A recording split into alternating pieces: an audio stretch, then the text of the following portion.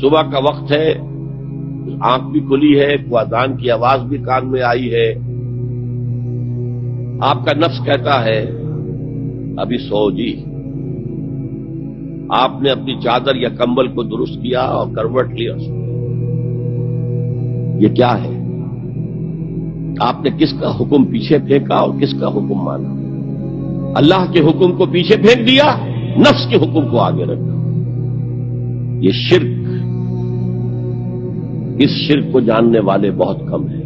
مولانا روم نے خوب کہا تھا، نفس ما ہم کم ترس فرعون نیست لیکن ایراعون نیست۔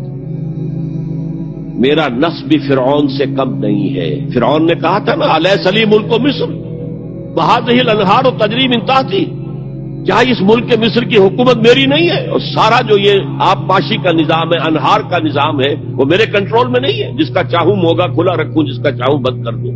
یہ تھا خدائی کا دعویٰ، انا ربکم الاعلی۔ تو مولانا روم کہتے ہیں میرا نفس بھی اس سے کمتر نہیں ہے۔ وہ کہتا یہ جسم میرا ہے، اس پر میرا حکم چلے گا، میں نہیں جانتا کون اللہ کون رسول، کیا حرام کیا حلال۔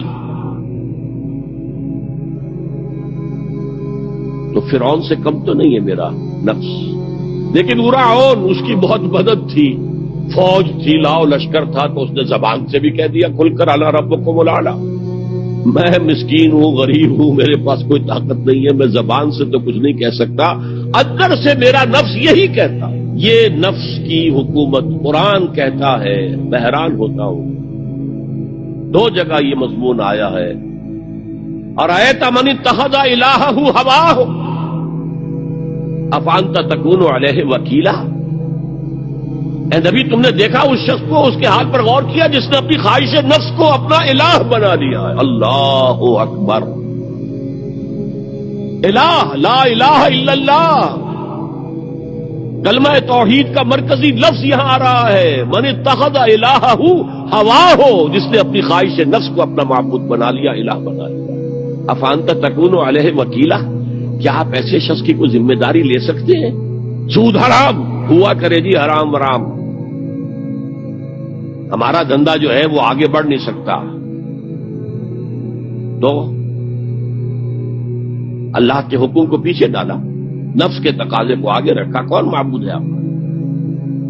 نام عبداللہ رکھیے، نام عبد الرحمان رکھیے، ہے عبد النفس، نفس کے بندے، نفس کے غلام۔ یہ میں نے یوں سمجھیے کہ جیسے میں نے ہجرت اور جہاد کی ڈیفینیشنز کی تھی۔ ہجرت کا بیس کیا ہے؟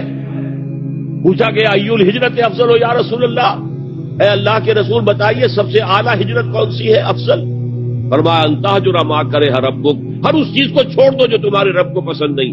آج رات ہی سے آپ ہجرت شروع کر سکتے ہیں۔ جائزہ لیجئے کیا کیا چیزیں میری زندگی میں خلاف شریعت ہیں، تو اللہ کو ناپسند ہے، فیصلہ کیجئے کہ آج کے بعد نہیں ہوگی، ہجرت شروع ہو گئی۔ افضل الہجرہ، سب سے افضل ہجرت شروع ہو گئی۔ لیکن ٹاپ پر لے جائیے تو یہ ہجرت جب اللہ کے دین کو قائم کرنے کی جدوجہد اس مرحلے پر آ جائے کہ اب باطل کے ساتھ ٹکراؤ ہے اور اب چاہیے کہ ساری قوت ایک مرکز پر جمع ہو جائے، ہجرت فرض کر دی گئی۔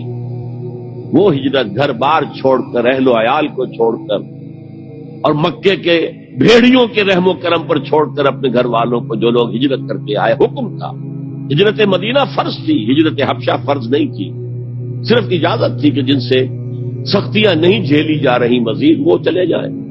ہجرت کا یہ ابتدائی نقطہ، انتہا یہ جہاد، المجاہد من جاہد نفسہ، جہاد تو یہاں سے شروع ہو گیا، اپنے نفس کے خلاف جہاد کرنا۔ صبح نفس نے کہا ابھی سو جاؤ، آپ نے نفس کی بات کو رد کیا، اپنا کمبل اٹھا کے پھینکا، اٹھے، وضو کیا، نماز کے لیے آپ مسجد چل دیے، آپ نے جہاد کیا نفس کے خلاف۔ یہ افضل الجہاد ہے، اور سب سے چوٹی اوپر یہ ہے کہ جب وہ حق و باطل کی جنگ ہو تو جان ہتھیلی پر رکھ کر میدان میں حاضر ہو جاؤ۔ افرأیت من اتخذ الہہ ہواہ افانت تکون علیہ وکیلا، کیا تم نے غور کیا اس شخص کی حالت پر جس نے اپنی خواہش نفس کو اپنا معبود بنا لیا، الہ بنا لیا، کہہ رہا ہے لا الہ الا اللہ، لا الہ الا اللہ، لیکن الہ تو اس کا نفس ہے۔ اب اس کو انتہا پر لے جائیے. عہد حاضر کا سب سے بڑا شرک عوامی حاکمیت کا تصور ہے. حاکم اللہ کے سوا کوئی نہیں. ان الحکم الا للہ. ظاہر بات ہے فرعون نے اگر دعویٰ کیا تھا میں تمہارا خدا ہوں, انا ربکم الاعلی, تو کیا اس کا مطلب یہ تھا کائنات میں نے پیدا کی ہے, تمہیں میں نے پیدا کیا؟ ذرا سوچیے. کیا وہ بزرگ موجود نہیں ہوں گے جنہوں نے اسے دیکھا ہو کہ آج اس کی ولادت ہوئی تھی, کل اس کی کوئی اور سیری بنی ہوئی تھی؟ یہ کیسے دعویٰ کیا تھا؟